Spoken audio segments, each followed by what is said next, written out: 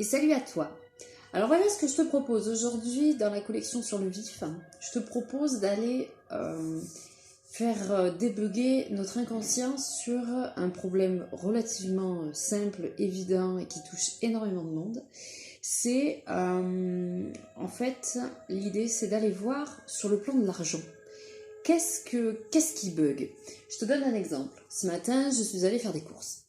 Et j'ai eu envie en fait de me prendre un bon petit plat, une bonne petite poêlée de cabillaud. Et je demande à la vendeuse de me mettre une poêlée de cabillaud pour une personne. Et quand elle remplit la boîte et qu'elle me donne l'étiquette, je me rends compte que ça me coûte plus de 10,50 €. Et là tout de suite, mon inconscient me dit, donc mon mental m'explique que oulala, je pensais pas que ça allait être aussi cher. Et là je me suis dit d'accord, on a un souci. On a un souci parce qu'en fait, quand je veux me faire du bien, si je puis dire, quand je veux aller me faire plaisir, je ne peux pas mettre le prix nécessaire pour le faire. Et je me suis dit, il y a un truc qui bug sur la notion de la valeur du prix avec la valeur du bien-être. Il y a un truc qui cloche. Donc, je continue mes courses. Et là, au fur et à mesure, à chaque fois que je prenais quelque chose, je regarde le prix et je me suis dit, mais c'est quand même fou parce qu'on a l'impression que, en fait, mon inconscient m'explique qu'en fait, dès que le prix est trop élevé, il y a une part de moi qui s'interdit un petit peu ou qui part du principe que c'est trop cher.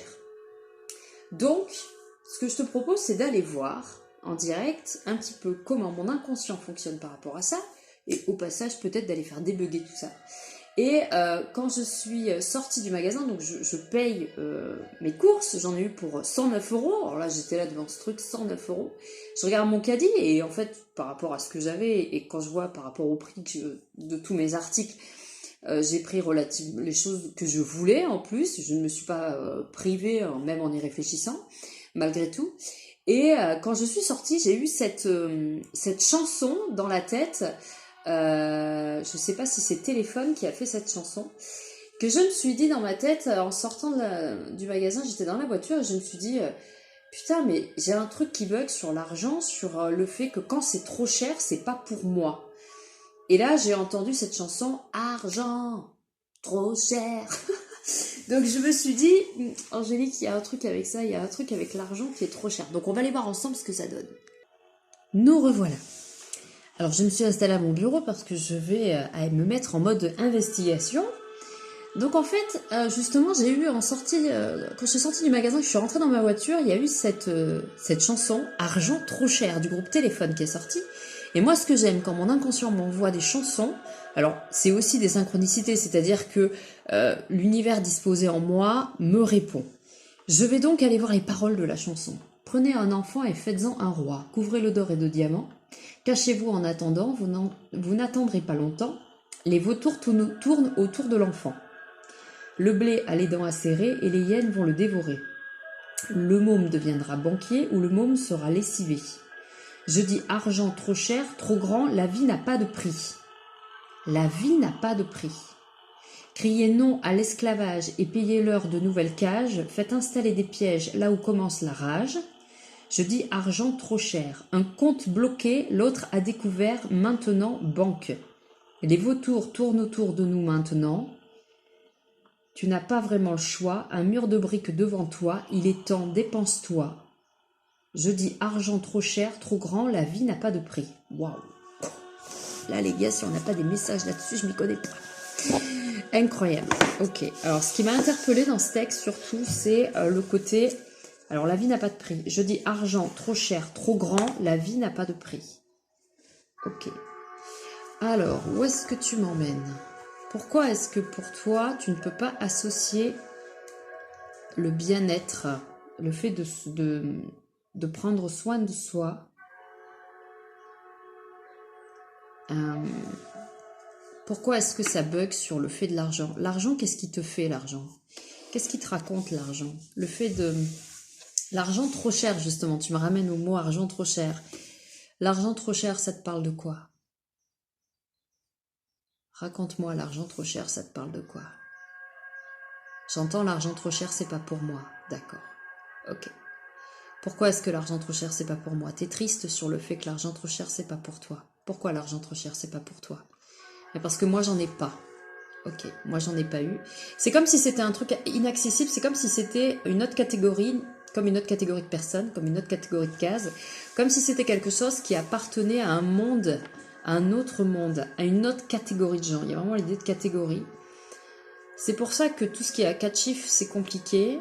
On va toujours se restreindre et se prendre toujours le minimum et jamais le maximum. Donc c'est vraiment un palier, un plafond de verre à les faire péter. Et j'ai l'impression qu'il est quand même assez costaud. Alors, argent, trop cher. J'arrête pas d'entendre ça. Je dis argent trop cher, trop grand, la vie n'a pas de prix. Cette phrase m'a interpellée. Pourquoi selon toi la vie n'a pas de prix? C'est quoi qui te rend triste? C'est quoi qui te fait bugger? Pourquoi est-ce que tu veux pas te retourner? Alors, elle veut pas se retourner. Mon inconscient, il est représenté par c'est moi, mais en version abîmée, ne veut pas se retourner. Il y a beaucoup de tristesse, très prostré sur soi. Qu'est-ce qui se passe si jamais tu achètes trop cher? Je n'ai pas le droit de vivre au-delà de mes moyens. Pourquoi? Il y a un système de survie qui s'est mis en place. Pourquoi est-ce que tu mets en place ce système de survie? Parce que je ne suis pas née. Je ne suis pas incarnée. C'est pour ça que tu me parles que la vie n'a pas de prix. Tu n'es pas incarné, la vie n'a pas de prix. À quel moment est-ce que tu t'es imaginé que tu n'étais pas incarné et que la vie n'avait pas de prix? Il y a une notion que tu n'arrives pas à te mettre en sécurité. Tu ne sais pas te mettre en sécurité toute seule comme une grande. Tu ne sais pas faire ça, toi. Non, il y a toujours eu les adultes autour de toi pour le faire. Pourquoi est-ce que tu n'arrives pas à te mettre en sécurité tout seul? Parce qu'on part du principe que tu es encore trop petite. Et on part du principe que tu n'es pas capable de le faire toute seule. Pourquoi est-ce que tu ne serais pas capable de le faire toute seule? Parce que j'en suis pas capable, je suis trop petite. D'accord, c'est peut-être parce que tu es vue encore comme une enfant. Aux yeux du monde, peut-être. Tu ne sais pas te sécuriser. Tu es en mode survie en permanence. Tu puises dans tes réserves en permanence. Tu te prives en permanence. Tu n'arrêtes pas de me répéter que la vie n'a pas de prix. Et s'il y avait un prix à payer pour être en vie, qu'est-ce que ça serait? S'il y avait un prix à payer pour être en vie, qu'est-ce que ça serait? S'il y avait un prix à payer pour être en vie, quel serait ce prix? S'il y avait un prix à payer pour être en vie, qu'est-ce que ça serait? C'est quoi le prix à payer pour être en vie? Pourquoi est-ce que tu veux pas relever la tête? La séparation. Il y a un truc avec la séparation. Il y a un truc avec la notion de se séparer de quelque chose. Comme si on est toujours sur le même schéma de se dire... Alors, moi, ça me ramène à la naissance. Moi, ça me ramène au fait de le manque de fusion. Moi, ça me ramène à le point de départ. C'est ça la carte que j'ai eue, c'est celle-là. Le point de départ. Donc, le point de départ pour moi, c'est le jour de ma naissance. Ok. Donc, tu es en train de m'expliquer que ça vient de là. Il y a une peur non exprimée qui a eu lieu à ce moment-là, qui part du principe que la vie n'a pas de prix. D'accord. Donc, on rappelle, hein, l'idée de l'exercice, c'est d'aller chercher le trauma inconscient qui part du principe que, alors déjà, l'argent, beaucoup d'argent, le fait de dépenser beaucoup d'argent, c'est pas correct, c'est pas pour nous. D'accord? L'argent est trop cher, d'accord? L'argent est trop précieux, égale la vie est trop précieuse. Qu'est-ce que tu me balances d'autre? Tu me ramènes à la séparation. Pourquoi est-ce que tu me ramènes à ça? La vie n'a pas de prix.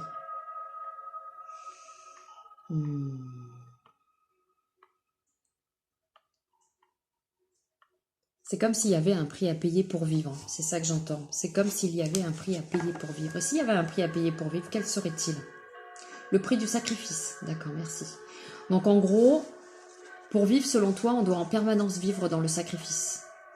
Surtout quand on est seul. D'accord. Mais même, on doit vivre... la vie est une notion de sacrifice. D'accord, ok. Là, ce que je vois, c'est que tu me montres... Tout ce qu'on te montre, en fait, tout l'entourage autour de toi vit dans la notion de sacrifice. On doit se sacrifier pour les autres pour avoir le droit de trouver sa place et d'exister. D'accord. Et ça te sert à quoi de vivre dans le sacrifice? Ça fait quoi si jamais tu vis dans l'égoïsme salutaire et non plus dans le sacrifice, dans la notion de sacrifice? Il va se passer quoi si jamais tu fais ça? T'as pas compris que finalement... Ah oui d'accord, ok, ça me ramène à cette idée de penser à toi. Tu n'as jamais, pas un seul instant, quand on fait la rétrospective de ta vie, pensé à toi. À quel moment t'as pensé à toi? Ok, je vois 2 instants. Et tout de suite derrière, il y a l'idée qu'on se retrouve seul et démuni. D'accord. Parce qu'on se sent jugé par les autres. Ok, d'accord. Et donc automatiquement, c'est associé à la tristesse. Ok. C'est automatiquement calé sur la tristesse. Donc en fait, il n'y a pas de réjouissance. Tu n'arrives pas à te réjouir là-dessus. Ok. Quel est le rapport avec l'argent? Pourquoi est-ce que selon toi, tu n'as pas le droit? Ah oui, parce que je suis seule et que je ne pense qu'à moi, à ce moment-là, je n'ai pas le droit d'avoir beaucoup d'argent ou d'être vecteur d'argent ou d'opportunité pour avoir de l'argent, parce qu'il y a une forme d'auto-punition, il y a une forme d'auto-sabotage en fait. En fait, tu t'auto-punis seule d'avoir pensé à toi. D'accord. Bah oui, c'est ça. On a la porte. On a la porte qui s'ouvre. En fait, ce que tu n'as pas compris, c'est que justement, le fait de penser à toi, c'est ça. C'est d'ouvrir une nouvelle porte dans ton existence, d'ouvrir une nouvelle porte dans ta vie. Et alors là, elle s'est redressée, elle est plus accroupie, elle est debout, elle baisse toujours la tête, elle est sur le côté gauche, mais elle est toujours debout. Et donc en fait, tu as tout à fait le droit de profiter, puisque cette porte que tu as mis du temps à ouvrir, tu l'as fait pour toi, pour ton bonheur, mais tu ne peux pas emmener tout le monde par la porte et tout le monde ne va pas pouvoir passer dans cette porte. Alors là, elle me dit, mais pourquoi? Et parce que l'objectif, c'est que tu penses à toi, et quand on est dans l'égoïsme salutaire, on ne peut pas embarquer tout le monde, on ne peut pas être accroché aux peurs et aux exigences de tout le monde. C'est pour cela que plus tu penseras à toi, plus tu te concentreras sur ce que tu aimes et sur ce que tu veux pour toi, plus tu seras un exemple pour les autres et non plus au service des autres. Quand tu organises quelque chose, quand tu vas chercher quand tu vas offrir quelque chose à quelqu'un, fais-le comme si d'abord tu le faisais pour toi et après optionnellement tu embarques les autres avec toi s'ils sont d'accord. Mais si tu fonctionnes à l'inverse, c'est-à-dire que si tu crées un projet et que tu embarques d'abord tout le monde et que tu vas calculer en fonction de toutes les personnes qui sont là, c'est quand tu vas voir la quantité d'argent qu'il te faut, automatiquement tu vas avoir peur parce que tu vas te rendre compte que toi toute seule tu ne peux pas supporter tout ça. Mais à la base, tu vas d'abord le faire juste pour toi, tu vas le dessiner juste pour toi, si tu étais seule et unique personne, et optionnellement, tu imbriqueras les autres à l'intérieur du projet.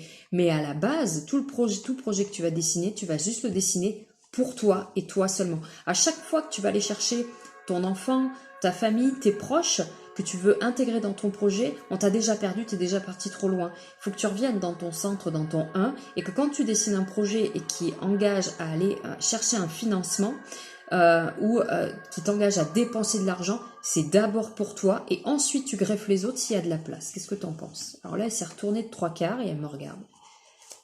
On en est où là? Ouais. Il y a une notion de renaissance sur le contrat. Donc ça, il y a quelque chose qui a débugué. L'impression. Il a débugué. Alors, qu'est-ce que tu nous racontes? Qu'est-ce que ça te dit si je te parle de ça? Alors, c'est seulement ton lien d'attachement et ta notion de sacrifice.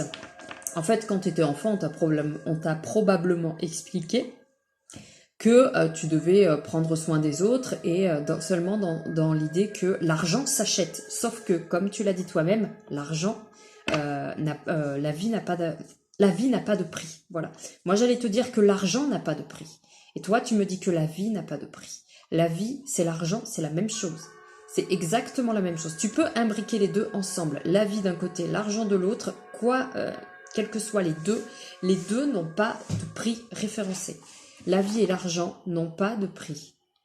D'accord? À partir du moment où la vie et l'argent n'ont pas de prix, parce que à partir du moment où tu laisses l'argent décider pour toi, tu es dans cette énergie-là, l'énergie de la dépression, l'énergie de l'esclave, d'accord? Ok, alors l'idée là, tout de suite maintenant, c'est de se détacher du pouvoir que l'argent a sur toi. On va se détacher de ce truc-là. Qu'est-ce que t'en penses? Ouais. On en est là. Donc, c'est pas bon. Alors, l'argent, quand tu es en face de lui, alors là je vois, ok, c'est pour ça qu'elle tourne la tête, parce que quand elle voit l'argent en face d'elle, elle refuse de le regarder en face. Pourquoi est-ce que tu refuses de regarder l'argent en face? Alors, le truc qu'ils m'ont montré tout de suite, c'est trop grand. Je dis argent trop cher, trop grand. Ils m'ont fait lire, en fait c'est juste 3 phrases, hein. Il faut lire les 3 phrases. Pour toi c'est trop grand, d'accord, c'est trop grand, ça veut dire que c'est inaccessible. C'est inaccessible pour toi. Ok. Donc en fait, l'argent, quand tu es en face de lui, tu n'oses pas le regarder en face parce qu'il t'impressionne trop. Tu es quelqu'un d'influençable par rapport à ça, et c'est quelque chose qui t'impressionne parce que tu penses que tu ne peux pas en être maître. Et en fait, elle est comme ça. Elle me dit non, je ne peux pas en être maître. Ok. Tu ne peux pas en être maître. Pourquoi? Qu'est-ce qui t'empêche? Alors je tourne autour d'elle. Je lui dis pourquoi? Qu'est-ce qui t'empêche aujourd'hui de regarder cette énergie? En fait, c'est un grand mur noir que je vois en face. Et elle est juste éclairée par un puits de lumière. Qu'est-ce qui t'empêche en fait aujourd'hui de te tourner et de regarder l'argent? Elle m'impressionne, d'accord. C'est quoi qui t'impressionne chez elle? La force qu'elle a sur les gens, d'accord. La manière avec laquelle elle peut transformer la psyché de l'être humain, la manière avec laquelle elle peut transformer l'humain en général, d'accord, ok. Et est-ce que tu penses que alors c'est vraiment quelque chose qui a de la puissance, en fait, il y a une forme d'emprise de ce truc sur elle, donc en fait elle est là-bas, et je le sens, moi ça m'empêche de tourner la tête, donc ça veut dire que c'est vraiment là. Ok. Qu'est-ce qu'il te manque comme ressource intérieure pour pouvoir faire face à ce truc-là? Qu'est-ce qui te manque comme ressource intérieure pour pouvoir faire face à ce truc-là? Le monde. Alors, tu me montres ça. Qu'est-ce qui te manque comme ressource intérieure? Le mouvement. Ok. Qu'est-ce qui te manque comme ressource intérieure quand tu es en face de ce truc-là? C'est quoi qui te manque? Du courage. Ok. De sorte... Ah ouais, d'accord. En fait, elle n'arrive pas à se sentir au-dessus parce que pour elle, elle n'a pas eu la preuve par A plus B qu'elle pouvait en être maître.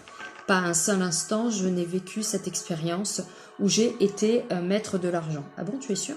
Réfléchis bien. À quel moment de ta vie tu as pu en avoir le contrôle et tu as pu décider et pouvoir le contrôler comme tu voulais? Au moment où tu étais libre, c'est-à-dire le jour où tu as décidé de partir et de quitter une forme de relation. À partir de ce moment-là, tu as pu en être maître puisque c'était de l'argent que tu concentrais seulement pour toi et seulement pour toi. Même s'il y avait ton enfant à côté, l'idée c'était de le concentrer seulement pour toi. Et à partir de ce moment-là, tu as pu finalement redevenir maître de ce destin. Et là, elle tourne la tête, ça y est. Ok. Sauf que, il y a quelque chose, sauf que, il ne faut pas que tu associes la notion de séparation avec l'entourage, avec l'extérieur, pour obtenir l'argent, pour obtenir cette énergie de vie. Tu n'as pas besoin de passer par cette case-là pour obtenir l'énergie de vie. Tu peux très bien, en étant dans un collectif, être dans cette énergie de vie, c'est celle-là l'énergie de vie, être dans cette énergie de vie-là, sans problème. Parce que ta seule et unique priorité, c'est toi, puisque tu es celle qui ouvre les portes. D'accord? Tu es seulement dans ton essence de leader. C'est seulement ça. Et là, ça y est, elle a levé la tête. Tac, idéal. Ça y est, c'est bon. Ok, elle a levé la tête et voilà, je le sens là-bas derrière. Et en fait, elle regarde le mur de l'argent, en fait. Ah, c'est marrant parce qu'elle me dit, c'est le mur de la honte. C'est comme le mur des lamentations. Oh la vache. Ok, très bien. Et ok, qu'est-ce que ça te fait maintenant d'être en face de lui? Tu te rends compte de quoi? Ben, je me rends compte que finalement... Ah ouais, putain, je le sens. Elle dit, je me rends compte que finalement, c'est pas grand-chose. Finalement, c'est juste un mur. Et là, en fait, elle le regarde. Donc, elle fait le tour. Moi, je le sens, là, ça y va tout seul. Elle fait le tour, elle le regarde. Elle dit, mais en fait, il n'a rien d'impressionnant, il n'a rien d'impressionnable. Et en fait, à partir du moment où je suis au centre, j'en redeviens le maître. Et du coup, je jongle avec et je m'amuse avec... C'est réglé. C'est en train de sauter, je le sens. Ok. Et du coup, je redeviens maître de ce truc-là. Très bien. Ça y est. Là, vous voyez, quand ça fait ça, ça veut dire qu'elle est en train de remettre tous les dossiers sur les étagères concernant le pouvoir que l'argent, la notion du mot argent peut avoir sur son existence, donc sur moi, sur ma vie, sur mon histoire, de manière à pouvoir ensuite aussi, très important, Être en cohérence aussi par rapport à son job, par rapport à sa vie personnelle, par rapport à tout un tas de choses. C'est-à-dire arrêter de culpabiliser pour s'acheter un cadeau, arrêter de culpabiliser pour se faire plaisir, arrêter de culpabiliser pour créer voilà, un business un peu plus premium, comme je dis. Et donc c'est tout à fait normal. Ok. Ouh là là là là là. Sur le plan énergétique, je le ressens. C'est en train de s'élever là, je le sens. Très bien. Alors, où est-ce que tu en es maintenant? Ok, tu es fidèle, je suis fidèle à moi-même. D'accord, ok. Tu es redevenu fidèle à toi-même. Ok. Il y a encore de la lourdeur, je le ressens. Ouais, ok. Cette lourdeur, elle vient d'où? Et maintenant, qu'est-ce que je fais? D'accord. Le truc, c'est que maintenant, tu reprends ta responsabilité de leader, mais tu sais plus vraiment ce que tu dois faire. Ok. D'accord. Qu'est-ce qui se passe si jamais tu prends la décision de jouir de cette nouvelle essence et énergie en toi? Qu'est-ce qui se passe si tu décides d'en jouir? J'ai peur du regard des autres. Ok, c'est ça. Alors la pie, généralement, elle m'envoie les critiques des autres et le repos, moi j'aime bien le voir sous forme de miroir en fait. D'accord. Ok, tu as peur du regard des autres. Ok. Et pourquoi est-ce que tu vas pas plutôt regarder toutes les perspectives qui vont plutôt t'ouvrir plutôt que d'aller regarder tout ce que les autres vont te jalouser? Qu'est-ce que tu jalouses chez les autres finalement? Est-ce que tu jalouses quelque chose chez les autres? Non. D'accord. Par contre, un truc intéressant, elle me dit, mais je ne veux pas devenir leur missionnaire. Hyper intéressant. Je ne veux pas devenir leur missionnaire. Quelle part de toi aurait peur de devenir le missionnaire? Ouais, c'est ça. En fait, elle a peur de devenir ça. Alors qu'en fait, elle n'a pas vu qu'elle était dans ça. Elle est dans cette énergie-là. Elle n'a pas fait attention. Tu es dans cette énergie-là, puisque tu as pris ton indépendance. Et là, elle se retourne, elle dit, ah oui, j'avais pas vu. Voilà, c'est ça. Elle se retourne, elle dit, oui, j'avais pas vu. Donc maintenant, tous les champs possibles sont ouverts devant moi, donc maintenant, c'est OK. Et là, en fait, voilà, elle prend son sac à dos. Et en fait, elle me dit, ben, finalement, je n'ai plus aucune attache. Et si je veux faire plaisir, je fais plaisir. Et si aujourd'hui, je veux assumer, j'assume. Voilà. OK. Alors. Donc là, c'est en train de faire le... Ça recalibre un peu sur le plan énergétique. Ok, on va voir. Est-ce qu'il y a, s'il y a d'autres sujets aussi derrière ou pas du tout par rapport à ça? J'ai envie d'essayer, j'ai envie de tenter l'aventure. D'accord, ok. C'est quelque chose qui ne va pas me brûler les doigts. Et c'est ce qu'elle me dit. Ça va pas me brûler les doigts puisque je ne connais pas la sensation que ça a. D'accord. Ok.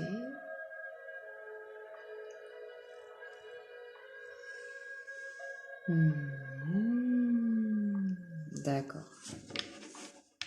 Donc c'est en train de faire le travail sur les énergies. Je le sens encore, c'est encore là. Très bien. Est-ce qu'il y a autre chose? Le regard des autres? Non, c'est ok. Savoir ce que j'en fais? Non, c'est ok. Est-ce qu'il y a autre chose? J'ai l'impression qu'il y a encore autre chose.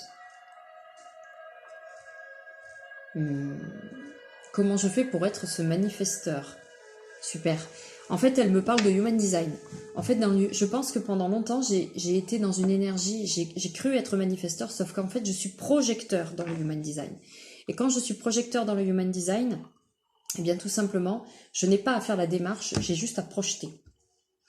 D'accord. Donc, en fait, tout ce que tu diffuses permettra aux autres de le voir et de se retourner sur toi. Et là, je vois plein de gens qui se retournent. En fait, c'est pour ça que, voilà, l'idée, c'est que les gens se retournent sur ton passage parce que tu es projecteur. L'idée, c'est que tu incarnes le projecteur que tu es.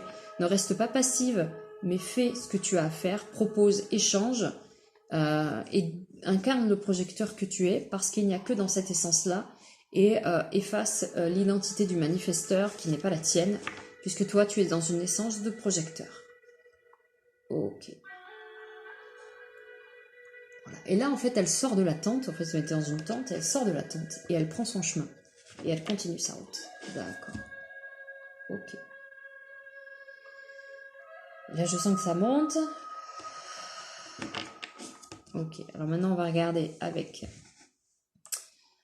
la médecine de l'équilibre s'il y a quelque chose à rééquilibrer là-dessus.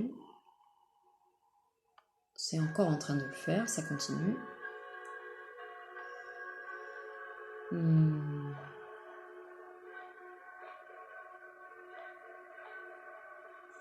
Alors, est-ce que tout ceci a été amené à la conscience?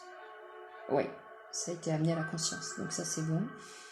Est-ce qu'il y a des énergies à rééquilibrer? Oui. Alors, je sens que c'est quelque chose qui viendra plus tard dans la journée. Parce qu'il y a encore 2-3 prises de conscience qui vont venir juste derrière. Ouais, c'est ça, ok. Donc là, pour le moment, on en reste là. Allez, c'est très bien.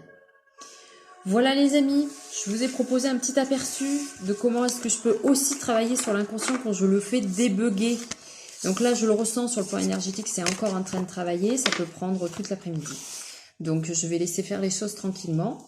Pour celles et ceux qui souhaitent faire un, voilà, pour aller approfondir certains sujets, qui veulent aller approfondir certaines choses, regarder certaines choses, n'hésitez pas à revenir vers moi, angéliqueaccompagnement46@gmail.com. Ça sera un vrai plaisir pour moi que de vous accompagner sur tous les sujets du quotidien, professionnels, sentimentaux, personnels, histoire d'aller jeter un œil et d'aller voir comment vous vous positionnez là-dedans.